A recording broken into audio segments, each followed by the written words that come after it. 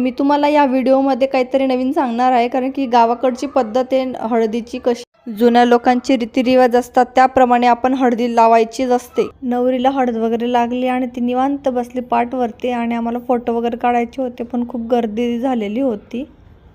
Photo वगैरे काढून आम्हाला लागलेली भूक, म्हटलं चला जेवण वगैरे करून घेऊ, कारण नाचायचं वगैरे आहे। आमच्या खानदेशी ही नवीन पद्धत आहे, तुमच्याकडे पण आहे का मला कमेंट करून सांगा। हे तेल पाडण्याची पद्धत आहे, तिथे नवरीवर तेल पाडलं जातं आणि मजाकबाजी केली जाते एरमेका बायकांसोबत। आणि तुमच्याकडे पण काही असं नवीन पद्धत असतील तर मला शेअर करा आणि कमेंट करायला विसरू नका। डीजे वगैरेची सुरुवात झालेलीच होती आणि त्याच्यानंतर सगळेच देव असे वर्णवतात, म्हणजे त्यांच्या अंगावर अशा तांदूळ वगैरे टाकून पूजा करून सगळे भाऊबंद जे असतात ना ते देव वगैरे नाचवणार। देव वगैरे नाचून झाले आणि सगळे नाचायला जमले। हा हळदीमध्ये नवीन ट्रेंड चालू झाले, नागिन डान्स पासूनच सुरुवात झालेली।